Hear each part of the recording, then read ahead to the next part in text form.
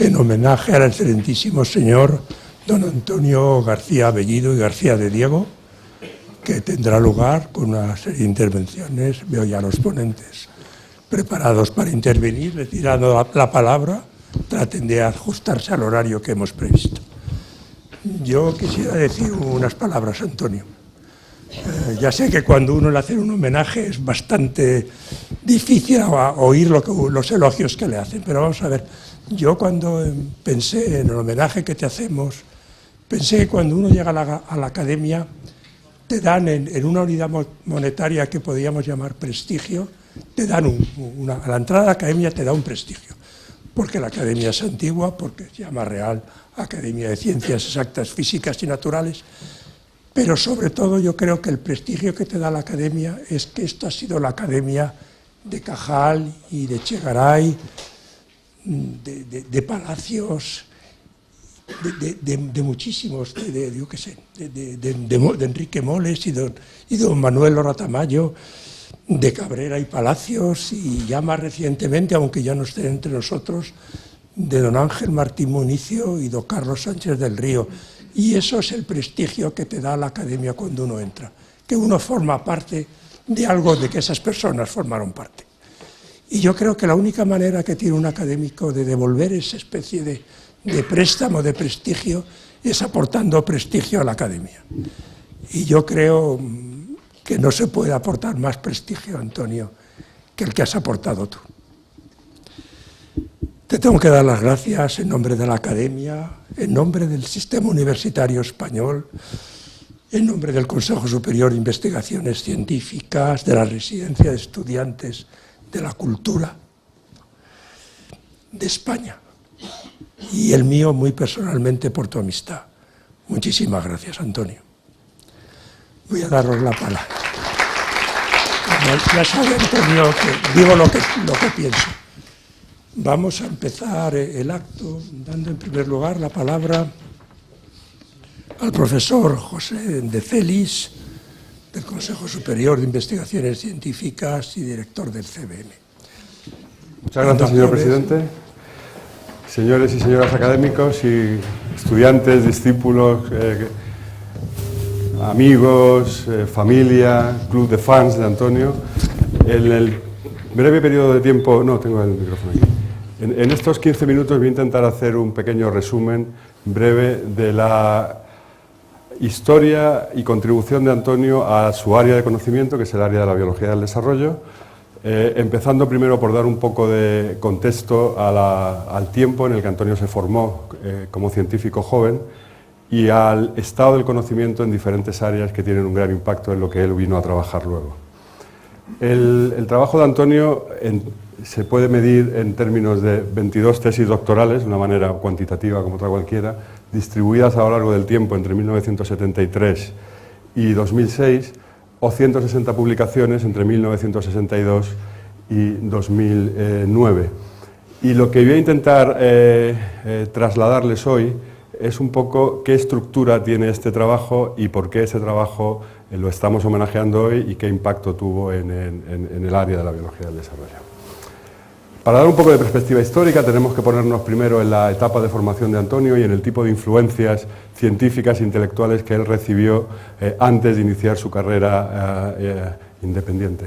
Y esas influencias son esencialmente, yo las he resumido en tres grandes líneas que reúnen a una escuela de fisiología inglesa representada aquí por Wigglesworth, a una escuela de genética y embriología experimental suiza-alemana, centroeuropea, representada por Ernst Hadorn, y a una escuela que se origina desde Morgan, a través de Sturtevant, Ed Lewis, Kurt Stern, etcétera, que es una escuela más de genética clásica, de genética de transmisión, de mapeo de mutaciones, etcétera, etcétera.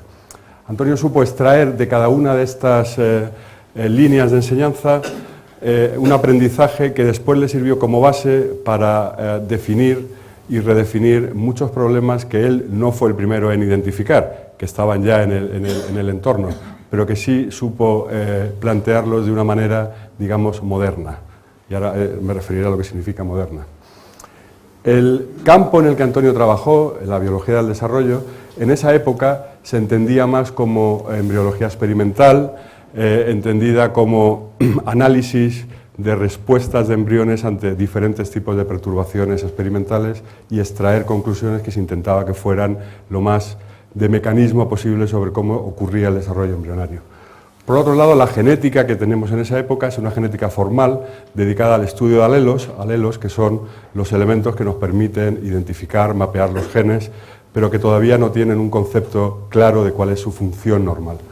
Y por otro lado, en evolución ya se había producido la síntesis entre mendelismo y darwinismo, y un poco se entendía en el contexto también de la genética de poblaciones como un proceso de selección de frecuencias alélicas en linajes animales. A la vez, en este periodo de tiempo, me estoy refiriendo a los años 60, principios de los 70, lo que realmente estaba revolucionando la biología estaba ocurriendo en el ámbito de la biología molecular, con la definición y el análisis y el entendimiento de cómo ocurren los flujos de información genética en términos moleculares, en qué molécula y qué estructura tiene la cual codifica la información genética y cómo esa información genética se expresa en las células en términos de RNA y de proteínas para dirigir diferentes funciones. También en esa época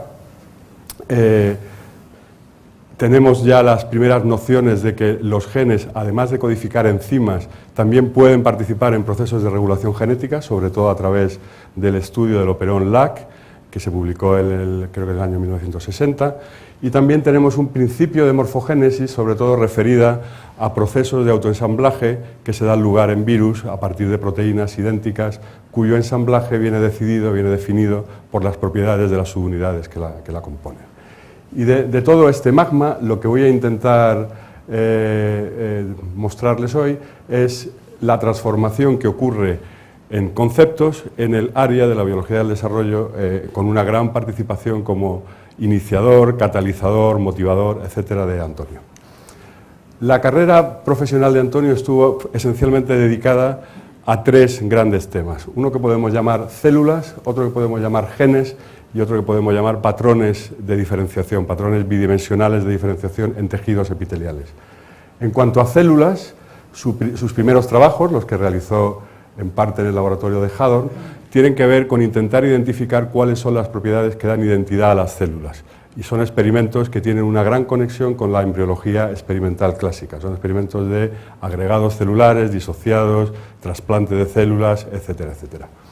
Y la segunda parte, que tiene también una gran conexión con en este caso con el laboratorio de Caltech, tiene que ver no ya con el estudio de células en condiciones experimentales, digamos, bastante aberrantes, sino en el estudio de los linajes de las células, el estudio de las progenies que producen las células durante el desarrollo normal. Estos trabajos se desarrollan esencialmente entre los años 64 y 75. Posteriormente, y en simultáneo, Antonio trabajó con un gran número de genes muy bien elegidos que identificaban problemas y procesos que tienen que ver con grandes aspectos del desarrollo, como son la determinación de la identidad segmental, conferir a las células información sobre su posición en procesos de formación de patrones, etcétera, etcétera, que analizaré un poco más en detalle, y el trabajo sobre genes vino en muchos casos acompañado con un trabajo sobre los procesos en los que estos genes participaban, que eran procesos de formación de patrones bidimensionales, de órganos sensoriales, de venas, de elementos cuticulares, etcétera. En el tiempo, si vemos un poco la progresión de cómo ocurren estos trabajos, lo que vemos es una concentración al principio de su carrera de los trabajos sobre células y linajes, que después se vuelve a retomar al final, sobre todo en el sentido de linajes, una vez que existían disponibles nuevos métodos de marcar los estados de la célula en cuanto a división, orientación de su división, etcétera, etcétera, de visualizarlo en directo, que se retoman en los últimos años del siglo XX y primeros del XXI, y después una constante en el estudio, que está aquí en verde, de trabajos sobre genes y su función en desarrollo y sobre patrones y la contribución de genes a la formación de estos patrones. Si resumimos los primeros trabajos, lo que tenemos son, como os decía, trabajos de reconstrucción de patrones en base a disociados celulares y trabajos de análisis clonales sacando partido a una técnica que ya estaba en el mercado, como si dijéramos, que ya se había utilizado, que era la técnica de recombinación mitótica para inducir homocigosis de un marcador que en la generación anterior estaba en heterocigosis. De este tipo de trabajos, las conclusiones que saca Antonio y que empiezan a permitir una transición entre lo que es una embriología experimental clásica y lo que es una biología celular del desarrollo son propiedades, empezar a asignar a las células propiedades con respecto a identidad celular, afinidad celular, etcétera, etcétera, linaje celular, formación de unidades segregadas por linaje, es decir, una información a la célula que antes no tenía. Antes la célula era un bloque de construcción, pero no era un bloque de información. Y esta es la primera transición importante que utilizó Antonio, que encontró Antonio, en la que todavía no estamos metiendo la función de genes, esa viene luego. En el estudio de genes de desarrollo, si uno mira los trabajos de Antonio tempranos, uno ve que los títulos de los trabajos son todos muy parecidos. Análisis de desarrollo de mutantes del complejo Baizoras, análisis de desarrollo de los genes Equid-Skewed, análisis de desarrollo de genes que producían cortes en el ala. Y esto es así porque un poco la idea era a través del gen entrar al proceso y a través del proceso entender mejor la función del gen. Tenéis que tener en cuenta que todos estos trabajos se hacen cuando todavía los genes no tienen una identidad molecular, los genes son todavía nombres asociados a un fenotipo causado por mutaciones en diferentes alelos de esos genes. En ese sentido, la lógica que subyace a este tipo de trabajos es, creo, o se parece a la que intento representar en esta diapositiva. A través del análisis del fenotipo producido por mutaciones, o bien en el organismo, o bien en clones de recombinación mitótica en caso de mutaciones letales, se intentaba llegar a proposiciones funcionales que no tenían que ver con la naturaleza del alelo, sino con la naturaleza de la función normal del gen. Y esto es un poco la novedad. Por otro lado, y de forma complementaria, a través de la descripción del desarrollo normal, se estaba en condiciones de entender mejor la función del gen. Y esto generaba una comunicación muy productiva entre el gen y el proceso afectado por el gen, en el que la información obtenida en ambos casos se complementaba y se reforzaba para poder hacer proposiciones funcionales sobre los genes que un poco trascendían la noción de alelo. De todos estos trabajos hay un grandísimo número de conclusiones que Antonio articuló muy bien en las numerosas revisiones que fue escribiendo a lo largo de los años 70 y 80, que tienen que ver con, primero, la especificidad celular expresada en comportamientos celulares, es decir, de nuevo las células como entidades con personalidad y con información para construir estructuras en desarrollo, la existencia de compartimentos como unidades de restricción de linaje que confería a tejidos que parecían de otra manera homogéneos una estructura interna, la asimilación de estos compartimentos de unidades de linaje como dominios de actividad primero, que después se vio que eran dominios de expresión de genes que conferían propiedades de desarrollo, los genes que él llamó genes selectores. Un concepto muy importante de la autonomía de la función de genes, es decir, los genotipos se expresaban de manera autónoma celular en las células que eran mutantes para esos genotipos, y una estructura jerárquica en la organización de genes que regulan grandes decisiones de desarrollo, que él propuso una denominación de genes reguladores, genes selectores y genes realizadores.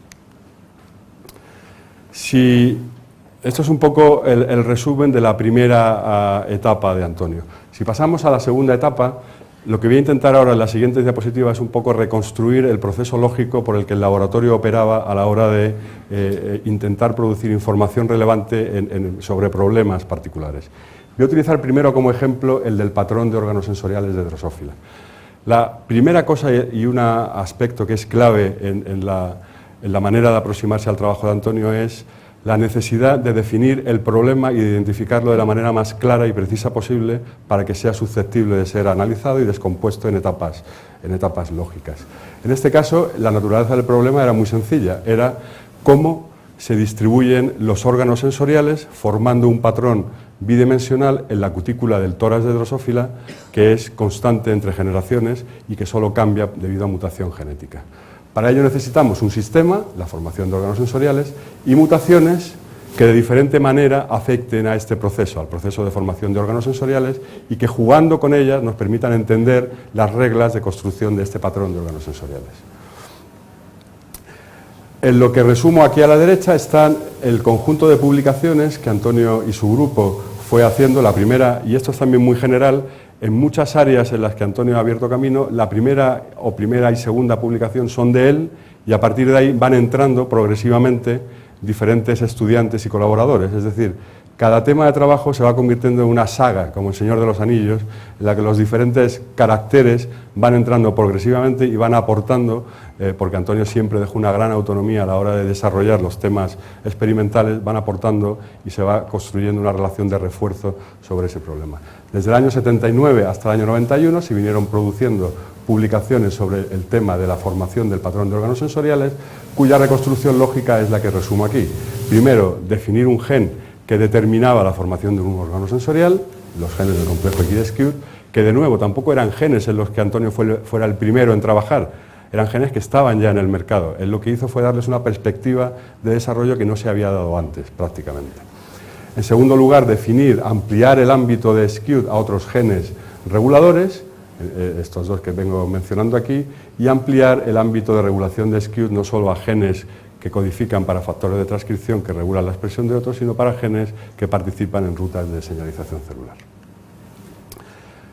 Otra norma general del trabajo y de la manera de producir de Antonio era que una vez llegado a un cierto entendimiento del proceso, aunque sea un cierto entendimiento formal del proceso en términos de genes, flechas que los ligaban y decisiones que ocurrían, en general ese trabajo se dejaba y otros grupos, mejor preparados técnicamente, con nuevas visiones metodológicas y conceptuales, tomaban ese problema y lo llevaban varios pasos más adelante. En el caso del complejo Equidus-Skewed, con el clonaje de los genes, el mapeo de las mutaciones molecular, la identificación de zonas reguladoras, la visualización de sus patrones de expresión, etcétera, etcétera, etcétera. Para llegar, digamos, a una progresión que va del análisis genético y de desarrollo de un gen y sus aledaños a una proposición general basada en muchas otras fuentes de evidencia sobre genes con una función proneural, a un encaje en un proceso de desarrollo que es el proceso de formación de un patrón neural. Estas sagas afectaban a este problema, pero afectaban también a otros problemas que se trataban en el laboratorio de manera sistemática en el tiempo, que son los más importantes, creo, bajo mi punto de vista, son los que resumo aquí. La saga de los genes homeóticos, la saga del control y la regulación de la proliferación celular y la adquisición del disco imaginal de un tamaño determinado, y la saga del patrón de venas.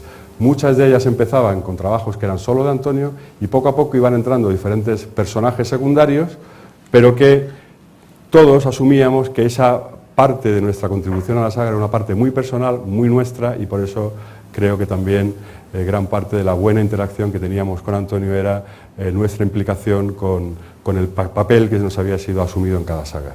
Las sagas no eran totalmente rígidas porque había personas que cambiaban de saga a saga, había personajes que aparecían en diferentes partes de la película El Señor de los Anillos, y en general eso generaba un ambiente muy dialéctico, interactivo y discursivo en el laboratorio, que creo que siempre fue enriquecedor. Esto es un poco la idea en un esquema aberrante que se me ocurrió esta mañana, en la cual Antonio empezaba, creaba un pequeño mundo conceptual que se iba luego ampliando con contribuciones de otros, hasta crear un mundo conceptual un poco más rico que después se dispersaba en diferentes, lo tomaban en diferentes laboratorios y lo estiraban en diferentes proyecciones lógicas. Además de estas sagas, una cosa que es tremendamente llamativa del trabajo de Antonio y de su impacto, y con esto voy a rápidamente empezar a concluir, porque creo que tenemos muy poco tiempo, es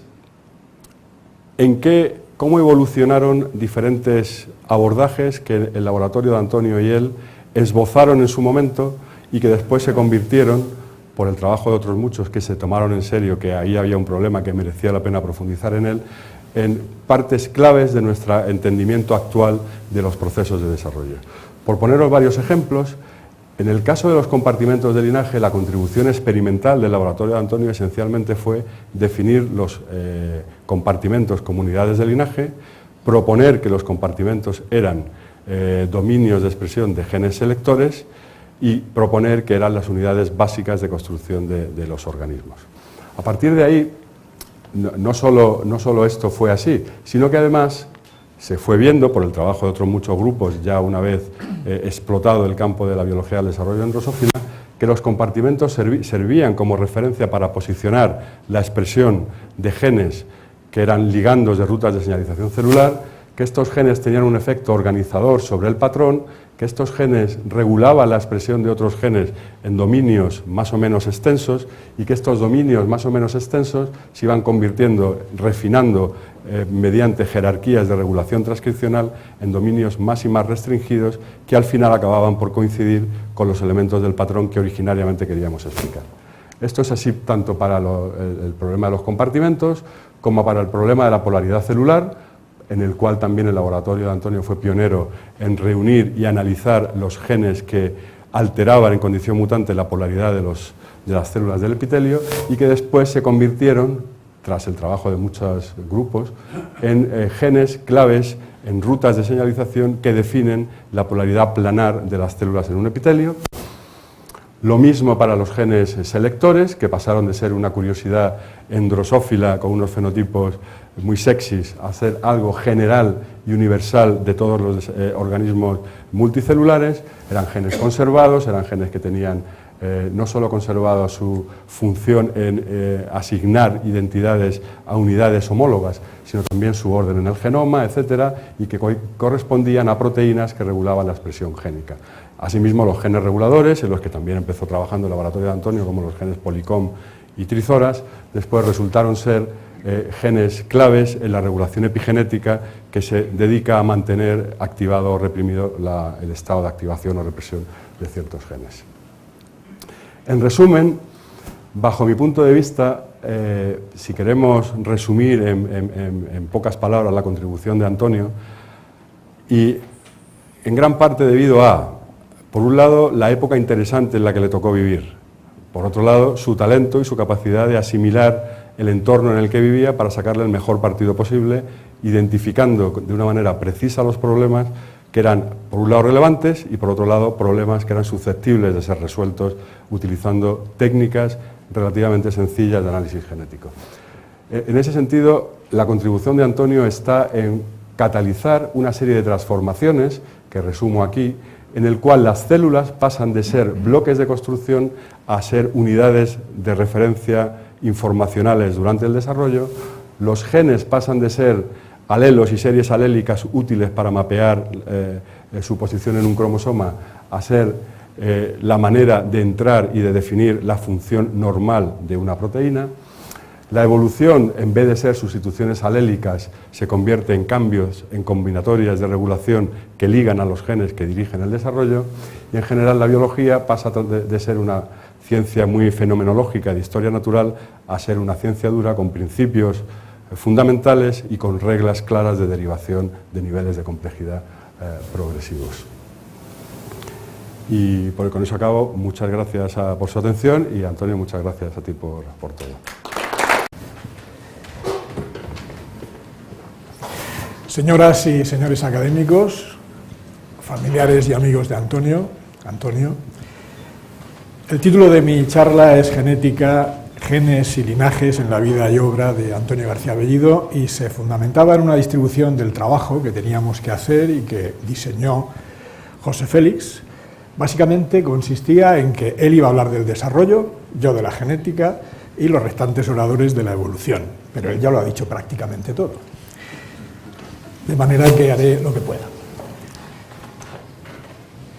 Comenzaré diciendo que la Real Academia de Ciencias Exactas, Físicas y Naturales, en cuya sede nos encontramos hoy rindiendo homenaje a Antonio García Bellido y García de Diego, tiene un equivalente británico, la Royal Society of London.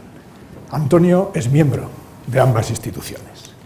El primer secretario de la Real Sociedad de Londres fue John Wilkins, un clérigo anglicano que llegó a obispo y uno de los que en su siglo y el siguiente formularon una propuesta de lenguaje artificial que pretendía sustituir al latín. El meollo de la propuesta de Wilkins es una taxonomía que se pretendía real. Es un intento de clasificar todas las cosas y nociones en 40 categorías, a las cuales llamó géneros, cada una de las cuales se denotaba con 2 letras, cada una de las cuales se subdividía en una subcategoría llamada diferencia, denotada por una consonante, cada una de las cuales se subdividía en una especie que se nombraba con una o dos vocales adicionales. Jorge Luis Borges, eterno candidato al Nobel y conocido creador de universos paralelos, redacta un breve escrito que se recoge en una recopilación titulada Otras Inquisiciones. El breve escrito, para algunos un ensayo, para otros un cuento, se titulaba El idioma analítico de John Wilkins. Pretendía Borges criticar a Wilkins y, por añadidura, no solo a la taxonomía de Wilkins, sino a cualquier intento de clasificar el mundo real en clases. Borges comienza su breve escrito afirmando, de una manera aparentemente racional y sensata, que hay ambigüedades, redundancias y deficiencias en la taxonomía en la que se basa, para a continuación dar un salto acrobático y pasar de la realidad a la ficción, afirmando que Franz Kuhn descubrió para el mundo occidental una enciclopedia china titulada Emporio Celestial de Conocimientos Benévolos. Franz Kuhn fue un personaje real, fue el mayor traductor de la literatura china al alemán, pero la enciclopedia era al 100% obra de la poderosísima imaginación de Borges. En el Emporio se hace una clasificación de los animales muy peculiar. Las 14 clases son las siguientes: pertenecientes al emperador, embalsamados, amaestrados, lechones, sirenas, fabulosos, perros sueltos, incluidos en esta clasificación, que se agitan como locos, innumerables, dibujados con un pincel finísimo, de piel de camello, etcétera, que acaban de romper el jarrón y que de lejos parecen moscas. Es obvio el propósito del autor. Pretende hacernos ver que el intelecto humano, que nuestra capacidad de percepción, que nuestro lenguaje generan siempre clasificaciones arbitrarias, conjeturales, parciales y poco menos que imposibles. En pocas palabras, que no podemos conocer el mundo real, sí, que no podemos clasificarlo si es que lo es de alguna manera. Nada hay más distinto entre la forma de pensar y ver el mundo de Borges que la de Antonio García Bellido. Podría decirse que Antonio es la antítesis de Borges en lo relativo a su forma de ver el mundo, no en lo relativo a la capacidad de imaginar, que es, en mi opinión, totalmente comparable. En ambos casos, superlativa. Antonio vino al mundo, dicho sea de una manera pedestre, para poner orden aquí. Entiéndase lo que acabo de decir en el sentido de que el propósito que Antonio ha dado a su vida es el de intentar desentrañar y revelarnos el orden que subyace al universo biológico, establecer, mediante un abordaje experimental, cuáles son esas reglas del juego que nos aparecen o que aparecían cuando él comenzó a trabajar, relativamente ocultas para el común de los mortales, y que gracias a su trabajo, que ha sido continuado por muchos de sus discípulos, hoy están muchísimo más claras.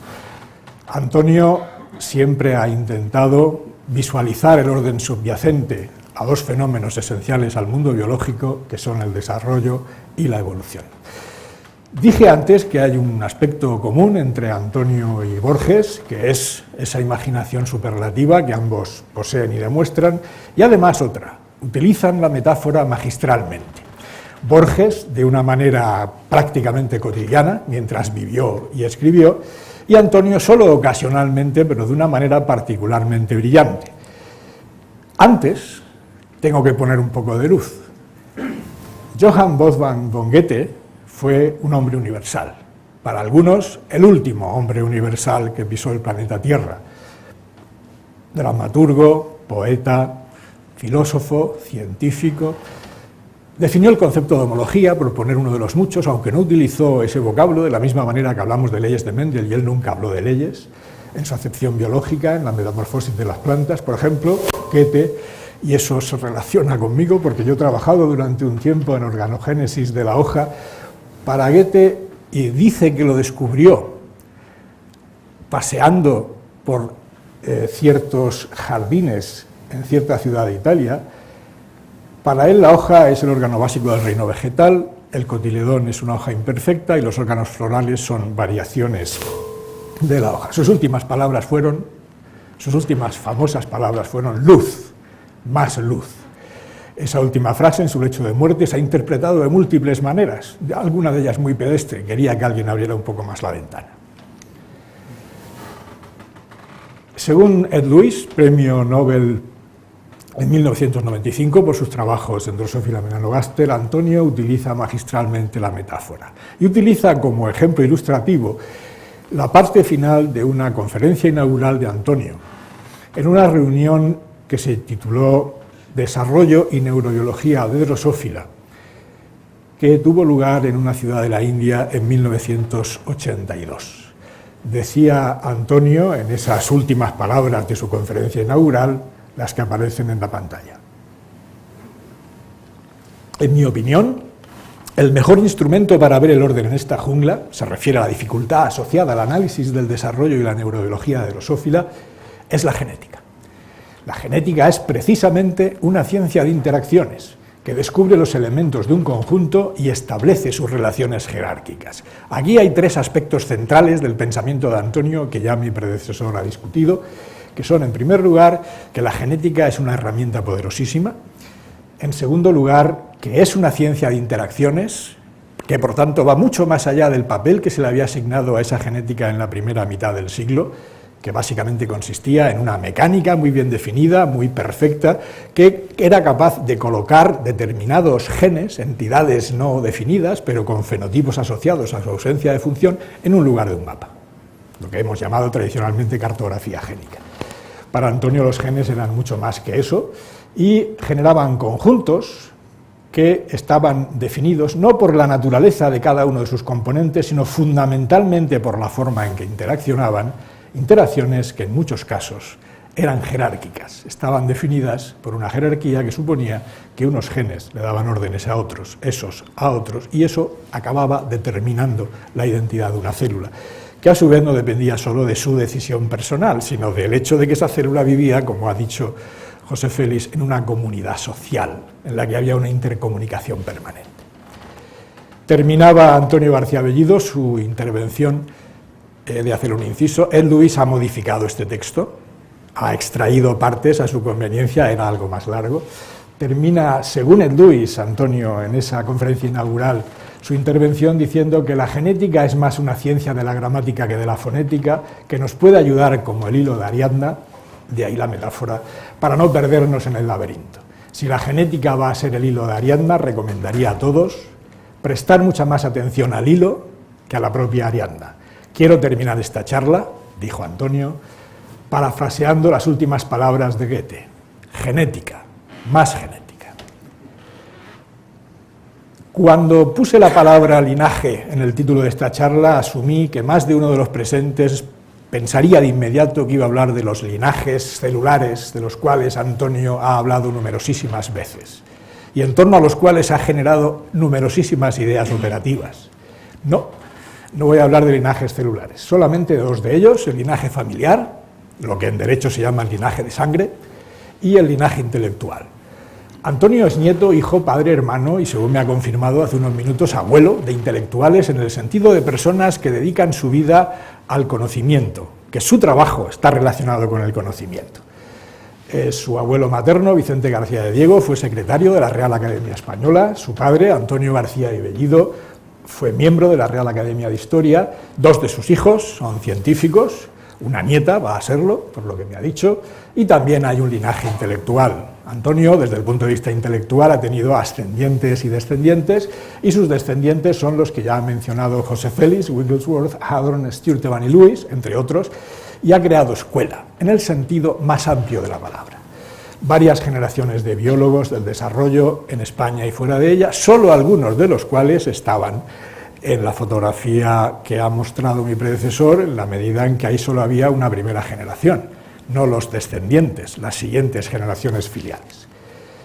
En la reunión de ayer estuvieron presentes todas estas personas, cuyas caras han podido ver en la diapositiva de José Félix. Faltaban dos que excusaron su ausencia, Y tengo que rememorar a Alfonso Martínez Arias, que en un artículo que publica en 2009 en el International Journal of Developmental Biology, define el linaje directo y el secundario de Antonio, y define también un grupo de lo que denomina de inducción asimilativa. Denomina Alfonso linaje directo a quienes fueron doctorandos y postdocs de Antonio, no menciona. Yo creo que sí, debería hacerlo, pero el problema es que quizás no tenía esa información los que fueron visitantes en el laboratorio de Antonio, y llama linaje secundario a todos los descendientes, independientemente del número de generaciones de los miembros del linaje directo. Sospecho que ya hay al menos 4, o incluso puede que haya alguna quinta generación.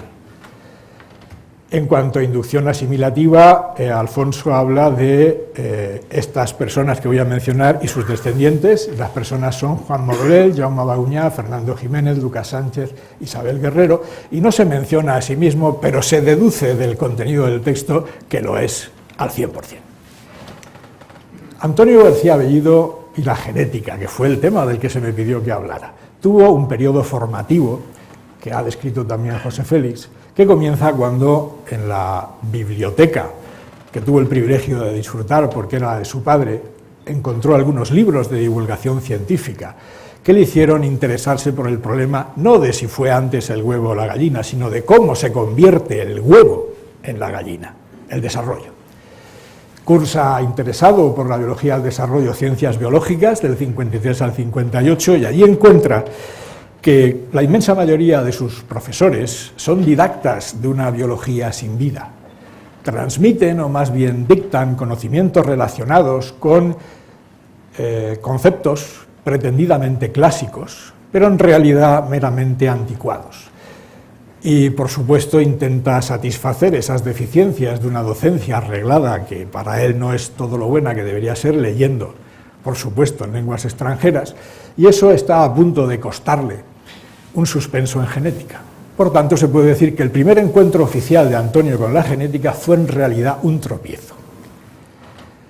Finalizada su carrera, con notas brillantes, a pesar de que en tercero ya empezó a ir a un laboratorio por las tardes y que permanecía en ese laboratorio todo el día de cuarto curso y todo el día de quinto curso, permanece unos meses en Cambridge aprendiendo fisiología de insectos, realiza una tesis doctoral en el Consejo Superior de Investigaciones Científicas, de la que dice que no llegó a conclusiones trascendentes y que su director no le dirigió en exceso, pero que le permitió aprender que durante la tesis hay que definir los problemas que uno tiene que abordar, y en especial que es mucho más importante para un científico encontrar preguntas que merezcan respuesta que responder preguntas triviales.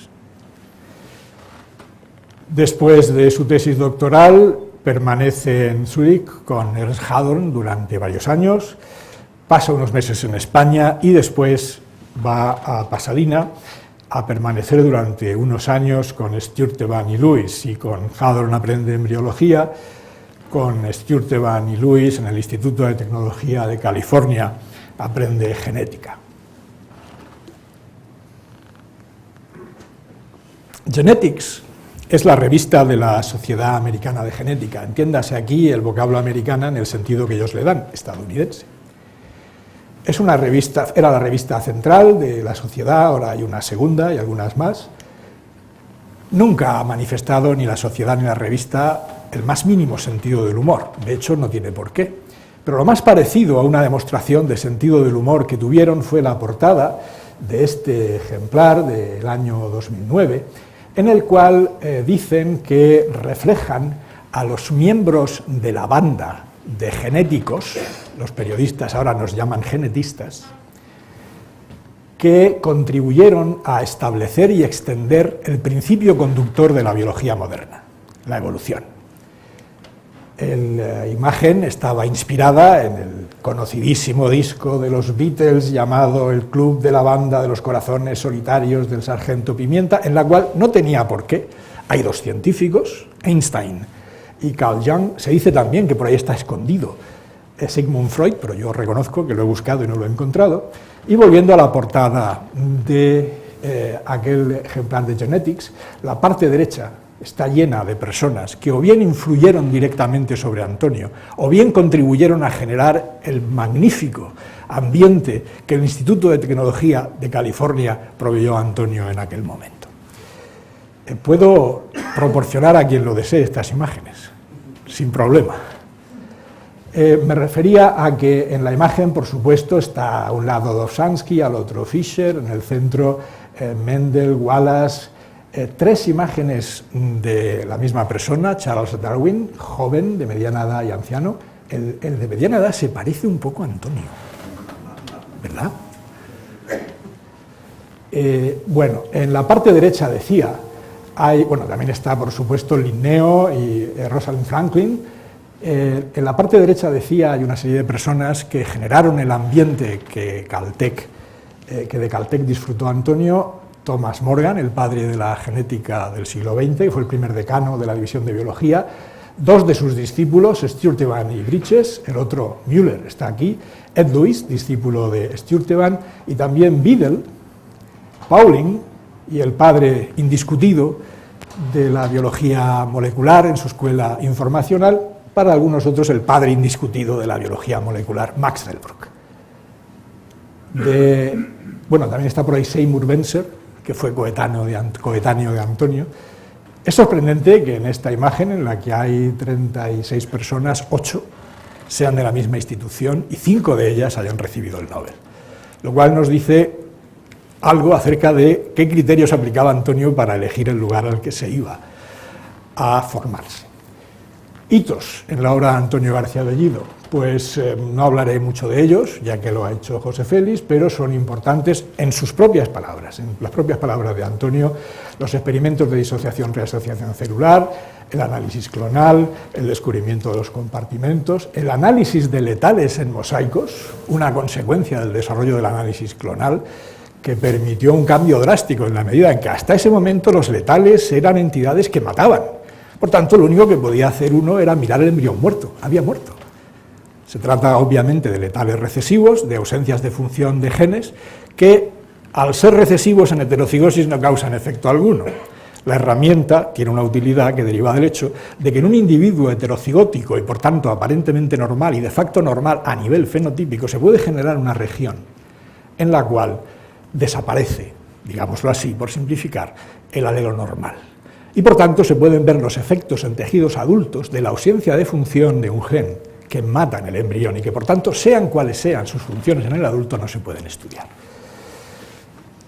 El descubrimiento del problema de la acomodación, accommodation, no sé si debo traducirlo como acomodación u otra palabra, que va asociado al concepto aristotélico de entelequia, aunque yo creo que Antonio, y no voy a entrar en ello, le da un sentido ligeramente distinto del que le dio Aristóteles.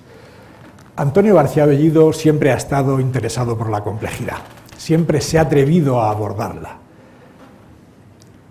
Para otros, esta es una cuestión que define una actuación, no me incorporo a esa iniciativa.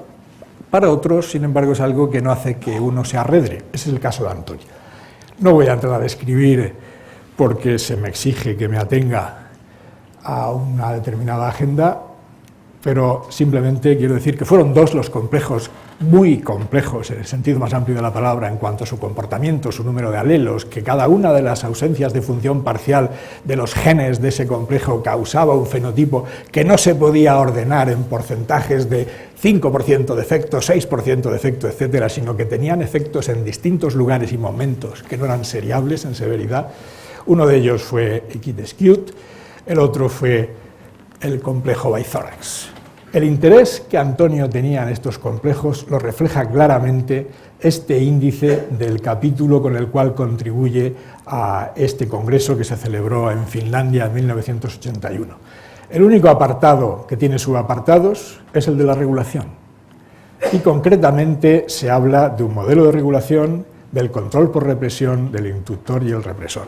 Antonio está poniendo el foco en las interacciones, en concreto en las interacciones entre esos genes, ese gen en realidad, y aquellos que le daban órdenes. De hecho, yo me incorporé a su laboratorio para hacer un postdoc que duró 3 años, 1 mes y 1 día, no tiene connotaciones penales.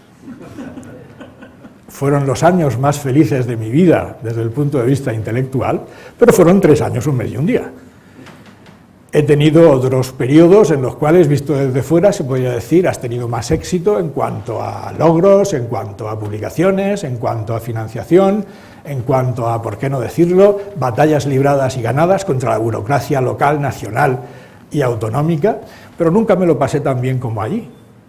Nunca tuve el privilegio de discutir con alguien de su categoría, de aprender tanto y de ver cómo hay personas en el planeta Tierra, y una de ellas está sentada ahí, capaz de discutir con cualquiera, sin ninguna inhibición, capaz de derrotar a cualquiera, con la única excepción de Sidney Brenner, en una discusión, y capaz de convertir una sugerencia simple, e incluso en ocasiones banal, formulada por uno de sus colaboradores, en una catedral gótica. Solo necesitaba una noche para ello.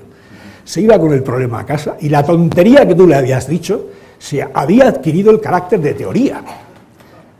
Era maravilloso, yo tengo que decirlo, nunca me lo pasé tan bien, nunca disfruté tanto desde el punto de vista intelectual. El mapa del gen ultraBaizoras, uno de los del complejo Baizoras, cuando yo me incorporé a su laboratorio era ese. Era un solo gen, tenía una sola unidad de transcripción, había varias variantes de su procesamiento. Había 6 tipos de alelos, 5 de ellos de insuficiencia de función, 1 de exceso de función, diferían, y de ahí los colores y los objetos por su naturaleza molecular. En algunos el cromosoma se había roto, en otros se había insertado un elemento móvil, en otros faltaba un pequeño segmento. Complejo. Antes de continuar hablando de eso, que era fundamentalmente para decirles que Antonio tiene interés por la complejidad y se atreve a abordarla, he de hablar ya casi para terminar de algunas de las ideas que ha manifestado verbalmente o con su comportamiento al respecto de cómo se hace y cómo se gobierna un laboratorio. Tenía una idea muy clara de cómo era la gobernanza de un laboratorio. Decía Antonio que un director de tesis debe tener un papel socrático. Debe enseñar a razonar. Y a fe mía que lo conseguía. Decía que el estudiante de doctorado debe tener vocación y ambición. Ambición para abordar temas de enorme complejidad. Decía además que el director de un laboratorio debe elegir colaboradores con el temple de aventureros, con iniciativa, imaginación y entusiasmo. Entusiasmo que él era el primero en transmitir, predicando con el ejemplo. No he visto un científico tan entusiasta como Antonio, nunca. Y he conocido muchos. Antonio terminaba diciendo que los colaboradores ideales debían ser rebeldes y heterodoxos y que deberían dedicar muchas horas a discutir entre ellos. Lo consiguió. Prácticamente en su laboratorio se dedicaba mucho más tiempo a discutir que a hacer experimentos. Pero aún así, el número de horas que se dedicaban a hacer experimentos era probablemente superior al de otros muchos laboratorios, dado el número total de horas que se invertía en estar allí. Decía y hacía que su grupo celebrase muchos seminarios internos. Cuando yo estuve allí, 2 a la semana de al menos 3 horas. Alguno alcanzó las 7 horas. Y eso sí, nada de tonterías como un objeto que emite luz e ilustra imágenes en una pantalla. No. No, una pizarra. Y el poder del verbo, la potencialidad del castellano. Los miembros del grupo, eso nunca lo dijo, pero lo hizo, debían demostrar su valía primero en una entrevista inicial y después en el día a día. Y había una especie de periodo de prueba que uno no sabía lo que duraba, pero que existía, que era posterior a la entrevista inicial y en el cual se ejercía una cierta presión selectiva en el sentido darwiniano de la expresión. Me incorporé al laboratorio de Antonio en enero de 1986. Voy a entrar en el ámbito de la anécdota, pero es muy reveladora. Este era el mapa del gen ultraBaizorax en aquella época. Yo venía de Murcia y durante 4 horas Antonio me mantuvo en su despacho. Fui víctima de un bombardeo masivo de información, solo interrumpido en 3 o 4 ocasiones por una frase que tenía unas palabras iniciales que siempre fueron las mismas. ¿Y tú qué esperarías? Dicho con otras palabras, me aportaba una enorme cantidad de información que yo no conocía y esperaba que yo llegase a una conclusión que él me pedía de una manera muy vehemente. Nevaba ese día en Cantoblanco. Yo apenas lo podía ver bien a través de la ventana del despacho de Antonio por la densa niebla que el humo del tabaco que él fumaba generaba, pero recuerdo perfectamente que ante el primer ¿y tú qué esperarías?, dije la primera tontería que se me ocurrió, porque pensé, ingenuamente, que si me callaba, al día siguiente estaba fuera del laboratorio. Y en efecto me equivoqué en ambas cosas, pero en la primera. Mi respuesta no fue correcta y coseché un no categórico, larguísimo, estentorio, que yo pensé que se había oído en todo el edificio C10. Era un no de esos que se escriben con una N y muchos O's. Aquello continuó durante toda la mañana. Creo ser una persona de un cierto grado de dureza. Nunca me he conocido tan derrotado como aquel día. Pero debe ser que superé el rito iniciático y 3 años, un mes y un día después, con cierto pesar me fui al Instituto de Tecnología de California, porque ya creía haber aprendido con Antonio suficiente genética y desarrollo y me faltaba algo de biología molecular.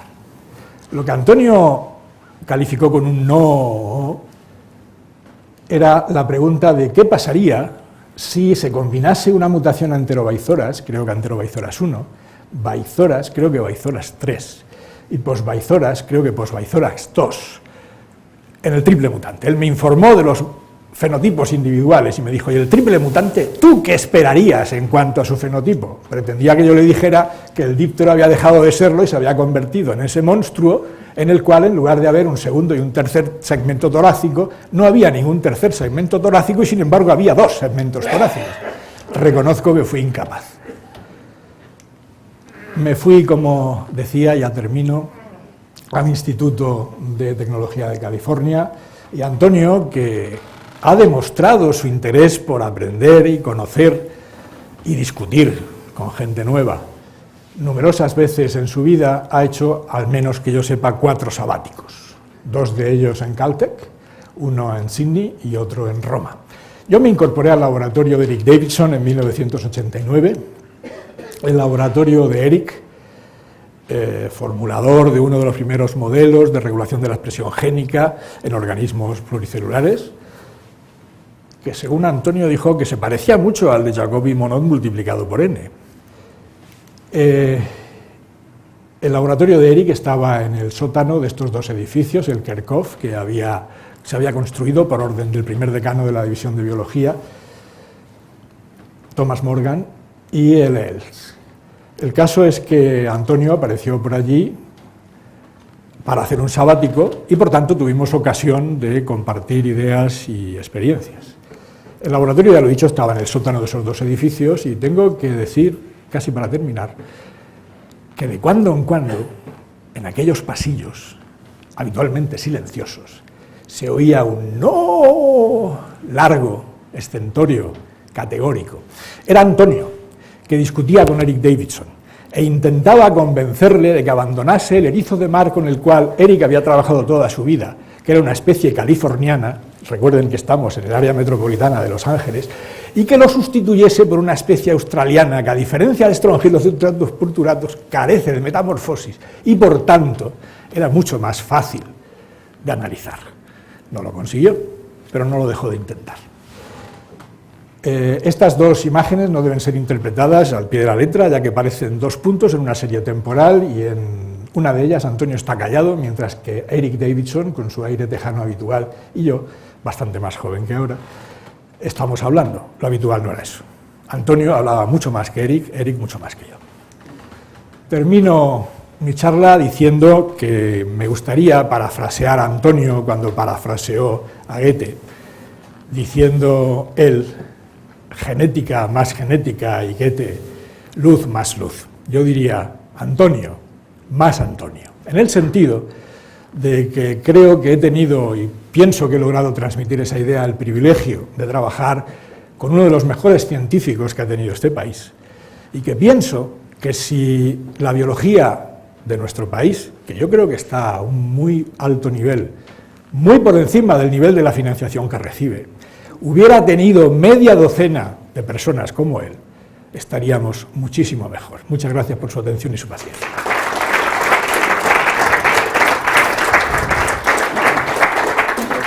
Para hacerles entender la gran influencia que ha tenido Antonio sobre mi carrera, pero también, yo diría, sobre el campo de la evolución y sobre muchas de las ideas que han sido más importantes en encontrar patrones del comportamiento de células durante el proceso de desarrollo que revelan posibles procesos dentro de lo que es el proceso de la evolución, hablando de términos más generales. Yo no tengo las fechas puestas en ninguna diapositiva, así que os lo digo, que yo empecé el doctorado con Antonio en el 95 y terminé en el 2000, y desde entonces he estado haciendo postdocs en varios laboratorios, y hace 10 años establecí mi propio laboratorio en la Universidad de Harvard, donde gracias a Antonio de igual parte estoy con cargo de profesora tanto en el Departamento de Biología Molecular y Celular, donde se estudia tradicionalmente la genética de desarrollo, pero también en el Departamento de Evolución y de Biología Organismal. Y les digo que le debo a Antonio las muchas ideas que me han aportado las dos partes o las dos caras de mi programa de investigación. Hace un par de años que le he visto a Antonio y fuimos a cenar, y como siempre hemos tenido unas discusiones muy fuertes y muy estimuladores sobre los temas del desarrollo, los temas de la pedagogía y los temas de la evolución. Y yo creo que la única diferencia entre las charlas que últimamente tenemos y las charlas que yo intenté tener con él con 21 años o 22 años cuando empecé en su laboratorio es mi grado de comprensión de las ideas que él proponía, que al principio no entendía nada, y ahora espero entender un poquito más, y lo que pretendo hacer en los próximos 10-15 minutos es transmitirles a través de una serie de ejemplos de mi propio laboratorio varios temas de investigación de la evolución que, a pesar de haber venido del estudio de comportamiento celular en el disco de ala de mosca, realmente han sido para mí al menos ideas que van mucho más allá que una célula o un ala o un epitelio, y van más allá a encontrar los posibles patrones que hayan organizado la evolución de la vida celular sobre la Tierra. Entonces voy a organizarlo en cinco lecciones, 5 cosas, temas importantes, valores casi, que he recibido de Antonio a lo largo de su pedagogía y que yo intento cada día transmitir a mi propio laboratorio y compartir con la comunidad científica.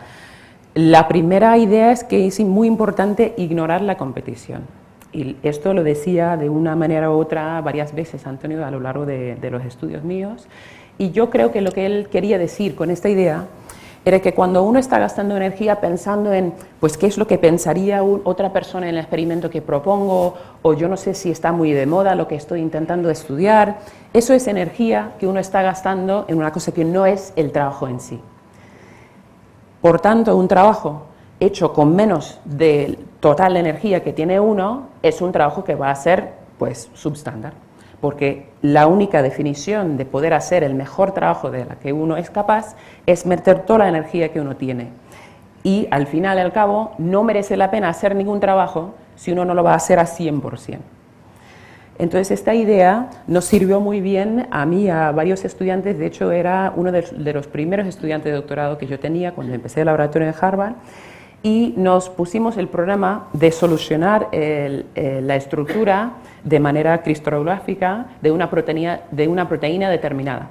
Ahora, sabíamos que teníamos competición en solucionar ese problema en concreto, o sea, la estructura, la forma de la proteína. Esta proteína se llama OSCAR, es muy importante en la mosca para hacer una serie de cosas, y cuando yo empecé a trabajar con esta proteína, eso era básicamente lo único que se sabía sobre la proteína.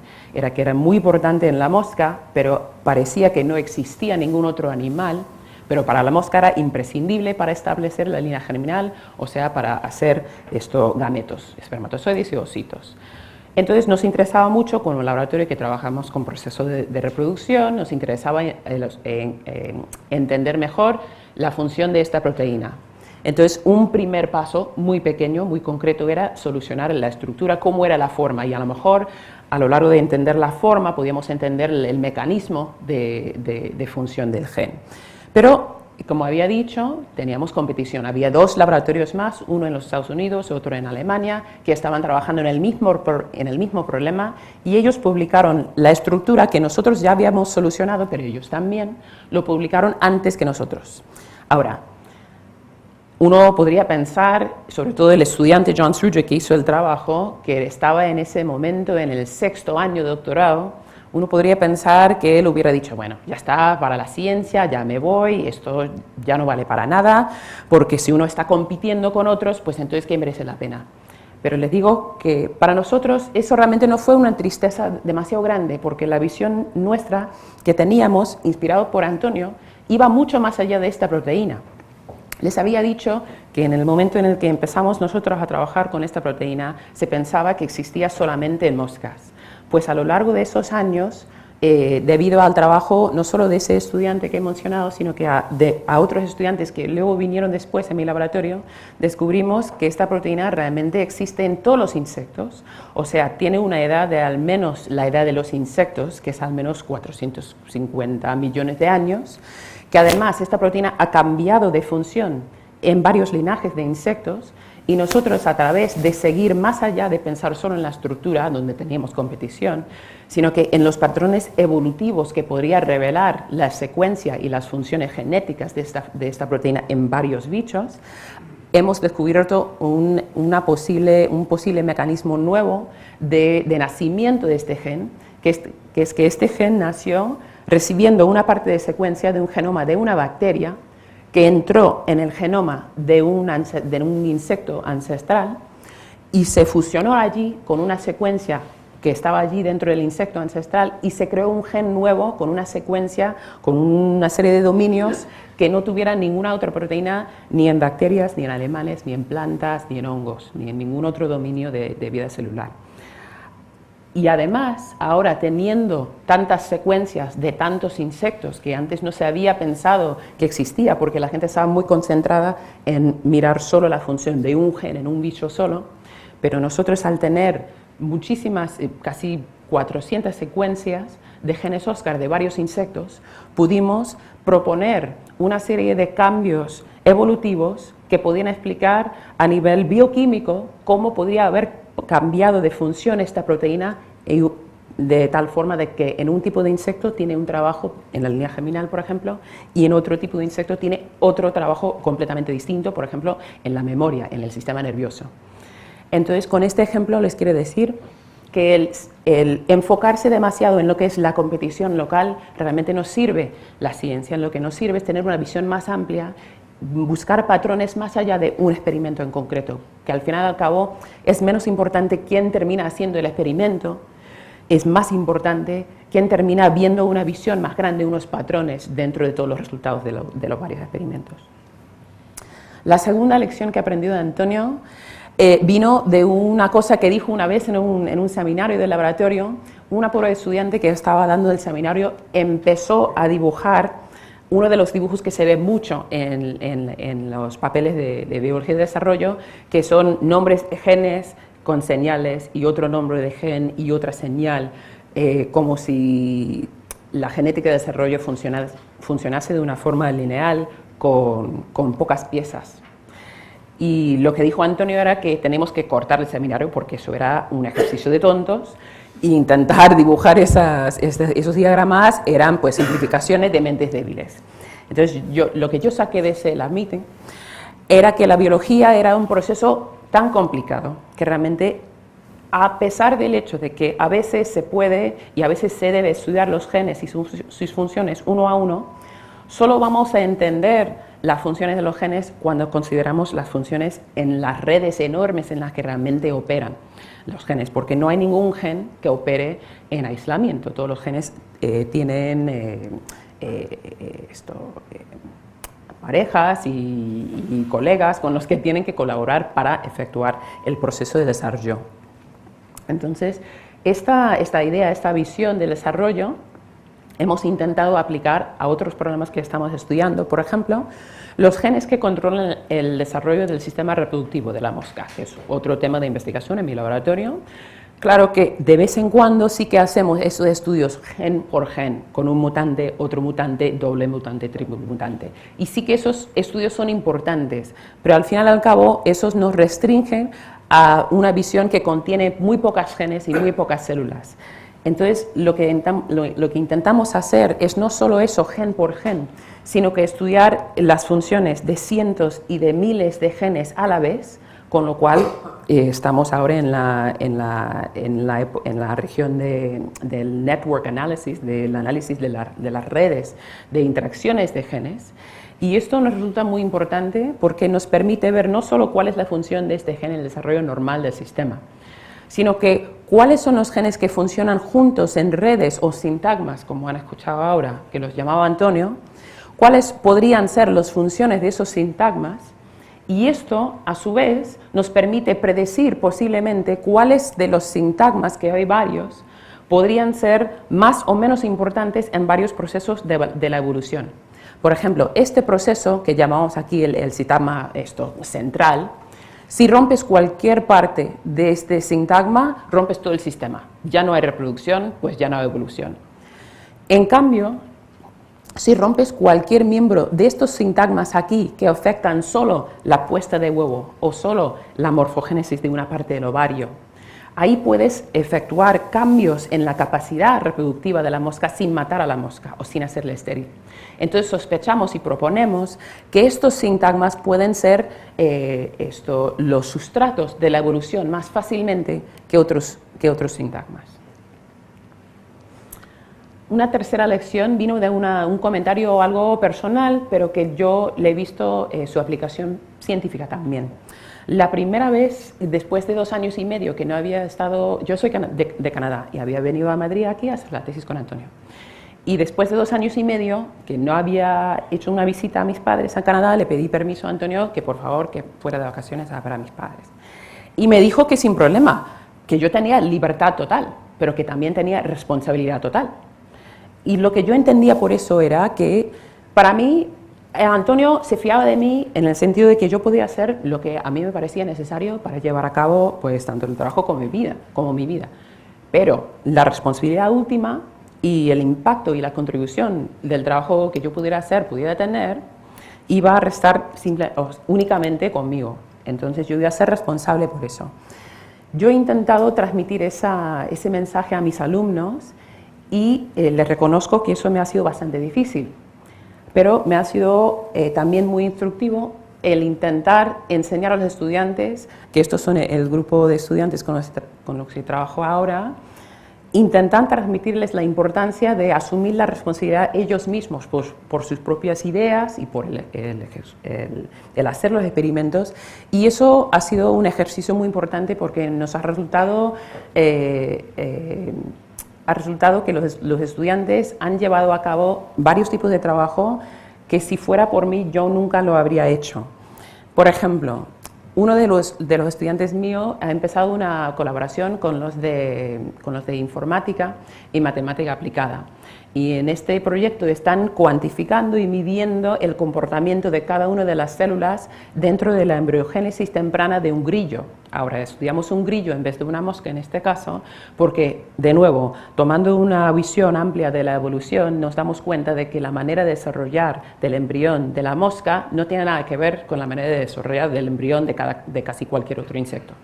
Ahora, el grillo sí que tiene un embrión más bien típico, entonces ahora a través del análisis cuantitativo de su comportamiento celular, intentamos combinar este análisis con un análisis desde una base de datos que hemos construido del tamaño y de la forma de los huevos de los insectos, de cada grupo de insectos, porque nuestro deseo es, sin tener que hacer genética de desarrollo desde el siglo XIX de nuevo para cada insecto, poder, una vez que tenemos los datos de tamaño y forma de un huevo de un insecto, poder predecir cómo van a comportarse las células, cómo van a formar el patrón del embrión. Entonces, ya les digo que cuando empezaron estos estudios los alumnos, yo tenía mis dudas, pero les dejé y les animé a los estudiantes de tomar la responsabilidad para llevar a cabo esos experimentos, y realmente hemos aprendido cosas que no habríamos podido aprender si los alumnos no habían aprendido a asumir la responsabilidad suya para sus proyectos. Así que eso también ha sido una lección súper importante que he tenido de Antonio. La penúltima lección tiene que ver con el famoso Cámbrico. Ahora, el Cámbrico es un periodo de tiempo geológico en el que se piensa que la mayoría de la diversidad actual animal surgió. Al menos así se encuentra en el récord fósil, como les puede decir Diego. Y durante mis años en el laboratorio, Antonio estaba trabajando en un manuscrito que nosotros los estudiantes lo llamamos el Cámbrico. Seguramente tenía otro título, pero nosotros lo llamamos el Cámbrico. Y duraba, pues tanto como duraba el Cámbrico, nos parecía. Entonces en el laboratorio ahí tuvimos discusiones muy largas en el despacho de Antonio hasta muy tarde de la noche sobre el Cámbrico, el manuscrito y las ideas de la evolución. Y había una cierta impaciencia de nuestra parte intentando estudiar célula por célula y gen por gen, porque tenemos que pensar en esos fósiles y esos cambios de formas de cuerpo que tenían lugar tantos años antes. Pero sin darme cuenta en ese momento, yo a lo largo de los años me he dado cuenta de que esas discusiones para mí fueron una semilla muy importante, porque eran el inicio de las ideas del trabajo comparativo y evolutivo que hago ahora. Entonces también le tengo que agradecer a Antonio por plantarme esas semillas que me han sido muy útiles. Y con este último ejemplo, les doy un ejemplo de cómo estamos intentando extender esas ideas evolutivas a nuestro trabajo de laboratorio. He hablado de la capacidad reproductiva de los animales, que se determina en gran parte por la estructura de la gónada, del testículo del ovario, y estudiamos el ovario principalmente por razones técnicas. Entonces hay unas estructuras dentro de los ovarios de los insectos que producen los huevos, y el número de esas estructuras es muy variable. Esto es un árbol filogenética de una serie de moscas, todos del género Drosophila. Tenemos Drosophila melanogaster y luego otras especies de Drosophila. Y el número de esas estructuras que tienen dentro del ovario, que determina de gran parte cuántos huevos van a poder poner, varía bastante. Entonces, melanogaster son 40 y algo, pero en Shechella puede ser solo 16 y así. Y eso corresponde muy bien con la capacidad de poner huevos que tiene cada una de esas especies. Entonces aquí tienes un promedio en los primeros 10 días de vida y ves que el patrón de poner huevos varía muchísimo a lo largo de esas especies. Entonces nosotros queremos entender no solo cómo es que un programa genético puede determinar la estructura del ovario y cómo eso a su vez determina la capacidad reproductiva en total de esa población. No nos interesamos solo en ese programa genético, porque sabemos que los programas genéticos también se influencian por el ambiente, el medio ambiente, la temperatura, la humedad, el valor nutritivo de la comida, de los animales. Todo eso cambia la expresión genética. Entonces, para entender la evolución de estos sistemas y su variación evolutiva, no es suficiente estudiarlo en el laboratorio, tenemos que ir también al campo, donde encontramos, por ejemplo, moscas de 10 veces el tamaño de melanogaster, pero que tienen la misma capacidad reproductiva. Tienen ovarios muy pequeños comparado con el tamaño de vida. Entonces, por eso, últimamente en mi laboratorio hemos empezado no solo a estudiar moscas en el laboratorio, sino que también a ir a sitios de campo, en este caso a Hawái, donde vive una gran diversidad de moscas, con patrones de colores, comportamientos, viven en humedades, condiciones nutritivas totalmente distintas los unos de los otros y todos totalmente distintos de melanogaster que llevamos en el laboratorio. Y a través de mezclar esos acercamientos de laboratorio y de campo, esperemos llegar a una visión que va más allá de solo la regulación genética, sino que la evolución de la regulación genética en el medio ambiente. Y para terminar, muchos de vosotros vais a reconocer este concepto aquí de la entelequia, que ya mi colega ya les ha explicado. Y quiero decir que este concepto También que discutimos muchísimo en el laboratorio, que yo creo que mucha gente no lo entendía bien cuando se proponía en el laboratorio por Antonio en esos días, y eso es una figura famosa de un papel que hizo Antonio con su hijo Antonio. Yo creo que a pesar de que en su época no se apreciaba lo suficiente en el campo de desarrollo, ahora este concepto se reconoce casi como un elemento universal de formación de patrones, o sea, de ovejas o de peces o de seres humanos aquí en la Gran Vía o de células haciendo formas. Se reconoce que todos esos patrones se llevan a cabo a través de interacciones locales de los elementos en vez de señales de magia que vienen desde fuera imponiendo futuros sobre cada uno de los elementos. Entendemos que el mundo no funciona así y las ideas de Antonio han contribuido en gran parte a esa comprensión ahora. Así que para terminar yo diría que el genio de Antonio, el privilegio que yo he tenido de presenciar, es el genio de la perspectiva, porque a pesar de haber empezado estudiando células, Antonio, yo creo, y solo me he dado cuenta últimamente, Antonio nunca realmente se interesaba por la célula únicamente, se interesaba por lo que nos podría decir la célula sobre los patrones en la evolución sobre este planeta y posiblemente sobre otros. Y entonces les tengo que dar las gracias a Antonio y a todos ustedes.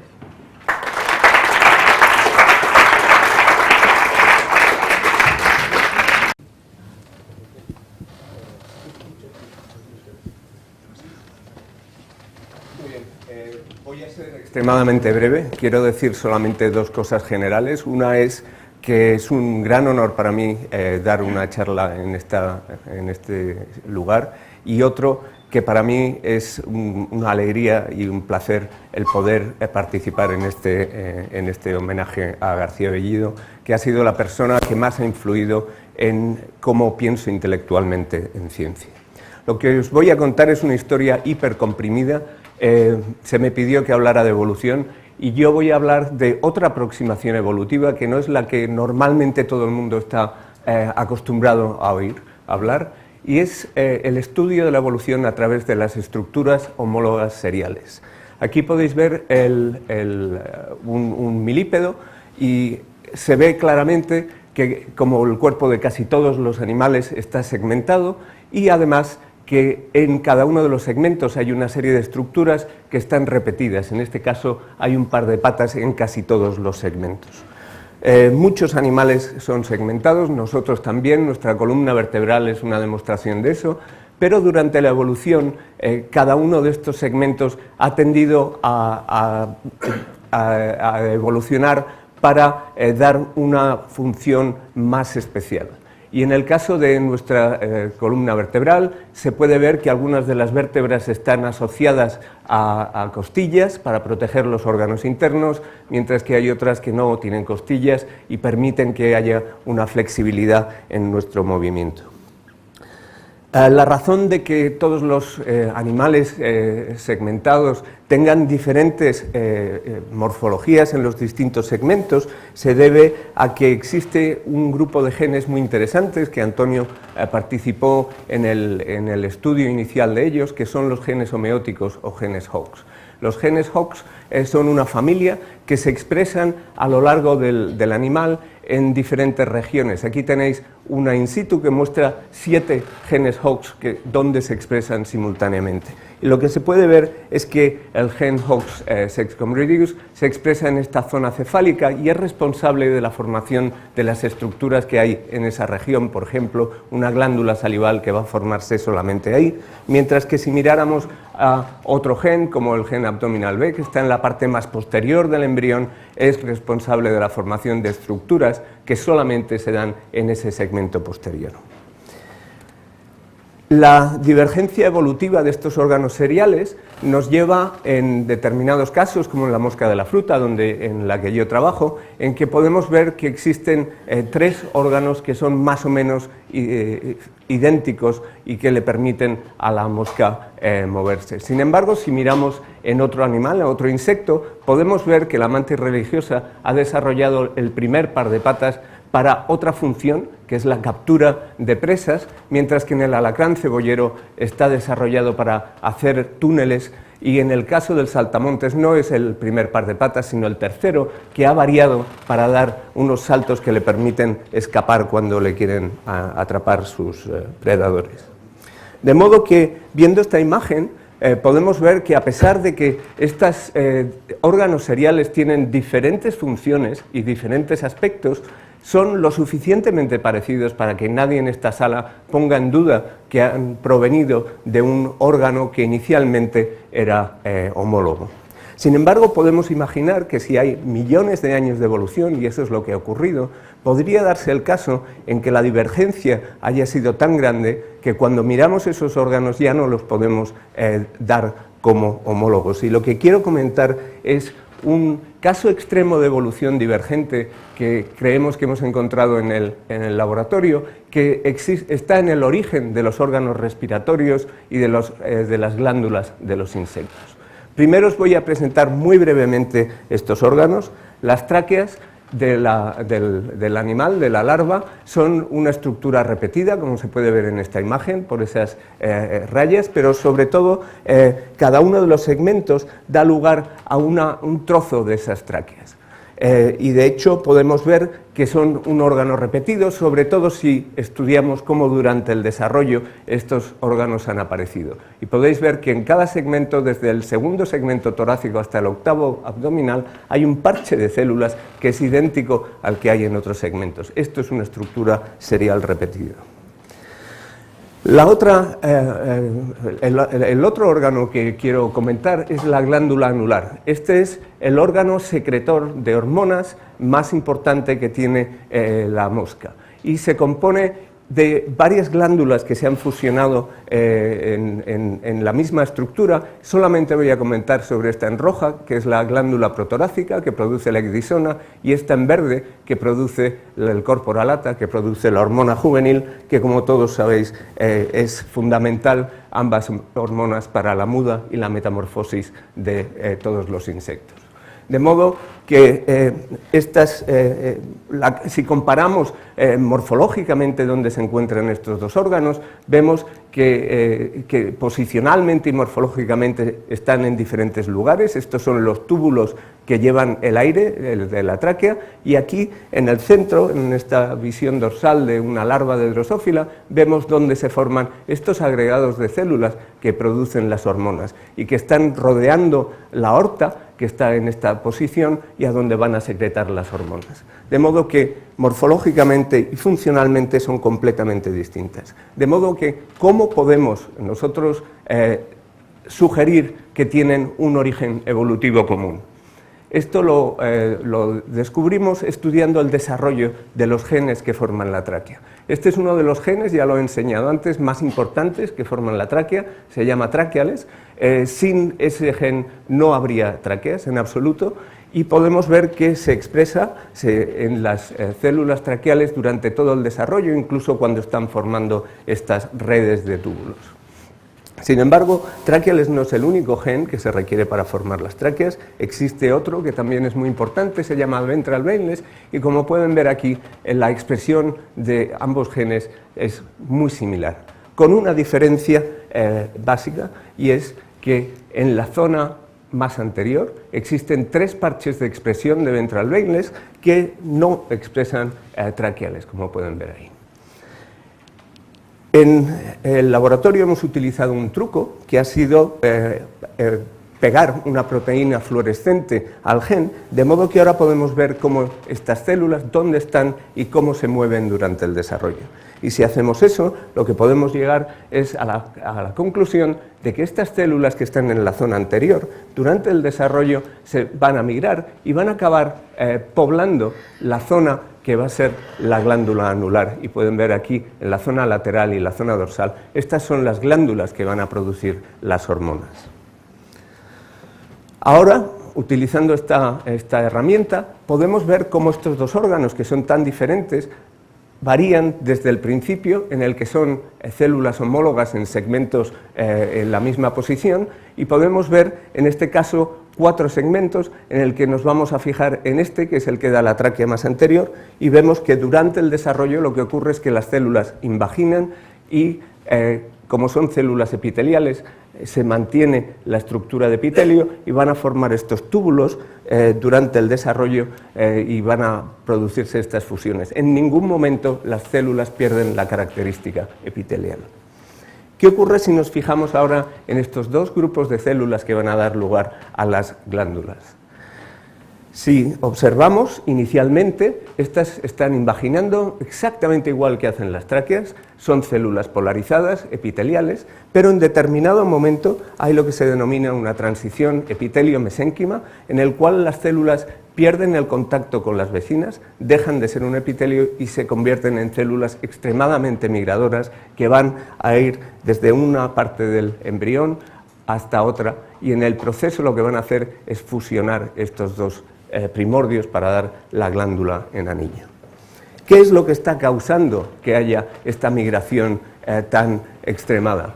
Hemos descubierto que hay un gen que se llama SNAIL, que se expresa específicamente en esas células. SNAIL es un gen que su homólogo existe en humanos y que su función es que las células pierdan la característica epitelial y se conviertan en mesenquimales y muy migradoras. De hecho, varios cánceres tienen problemas por expresión de SNAIL.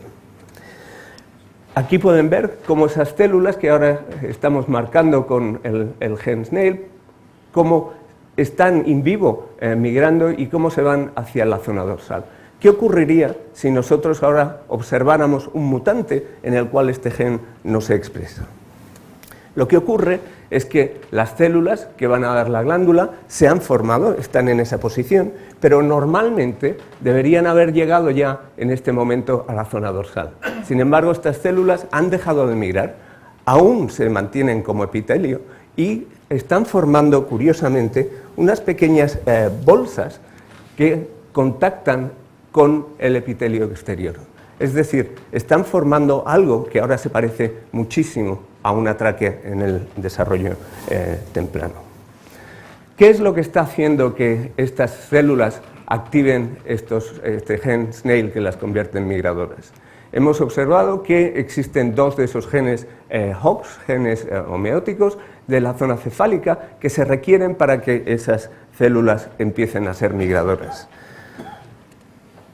Normalmente esos genes solo se expresan en la zona cefálica y la pregunta es ¿qué ocurriría si ahora nosotros forzáramos la expresión de estos dos genes en zonas donde se forma una tráquea? Y lo que ocurre es que ahora vemos que las tráqueas se están transformando en glándulas, empiezan a adquirir la capacidad de migrar gracias al gen SNAIL y van a moverse mucho más.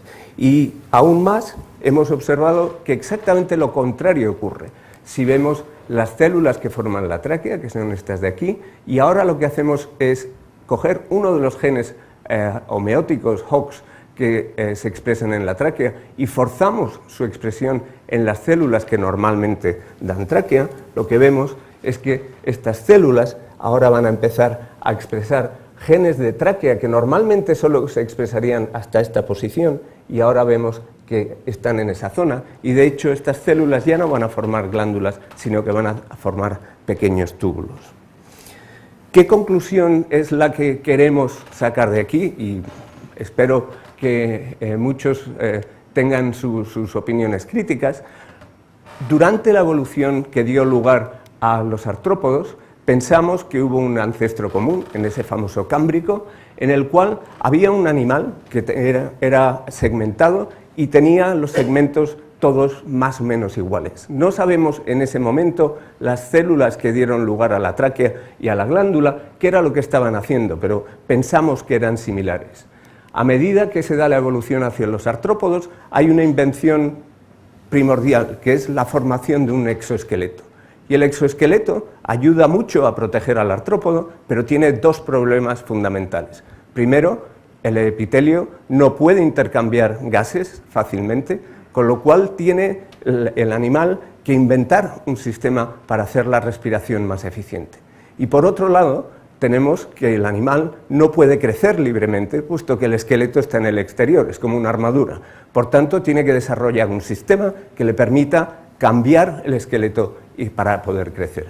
Y lo que estamos proponiendo es que durante la evolución estos dos problemas se solucionaron simultáneamente, o casi simultáneamente, con la utilización de un órgano que era repetido en todos los segmentos, que empezó a diverger en su función. En el caso de las células cefálicas empezó a crear hormonas que le permitieron la muda y el crecimiento, mientras que en el caso de los genes de los segmentos del tronco se especializó en el intercambio gaseoso, generando las tráqueas. Ahí voy a terminar. Esta es la gente que ha participado en ese trabajo y creo que podéis ver que el trabajo es un poco lo que Antonio siempre quiso, que fuéramos más allá. No sé si él estaría contento con este trabajo o no, pero desde luego creo que su influencia es la que ha hecho que trabajemos en cosas que realmente son originales y que no hay mucha gente en el mundo que está haciendo. Muchas gracias, Antonio.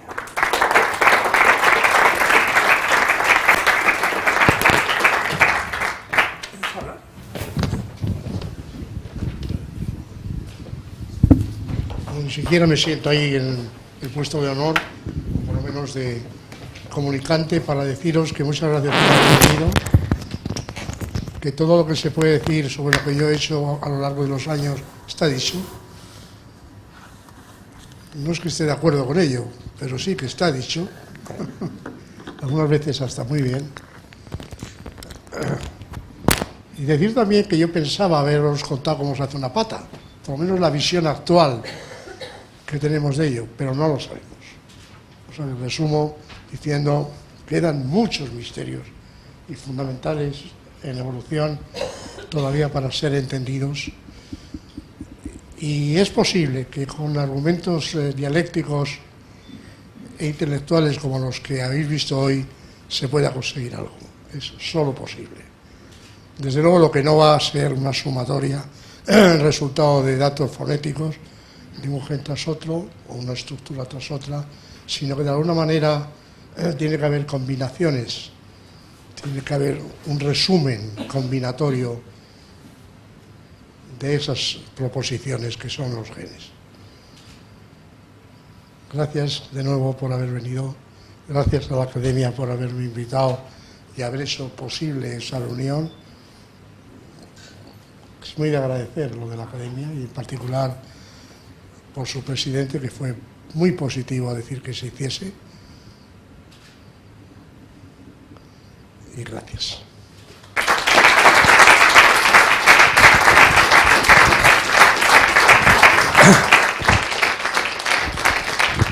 Muchas gracias a los conferenciantes. Nos vamos a separar, pero vamos a desearle a Antonio un feliz cumpleaños, porque sé que faltan ya muy pocos días para que ese momento ocurra. Feliz cumpleaños, Antonio.